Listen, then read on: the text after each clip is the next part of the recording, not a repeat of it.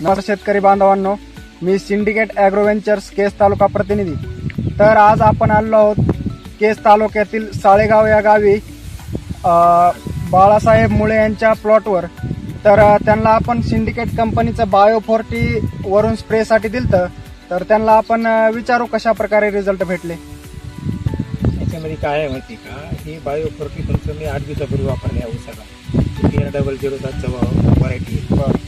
आणि याच्यामुळे जी आहे ती फवारल्यानंतर 8 दिवसानंतर काळोखी आली ह्याला चांगली.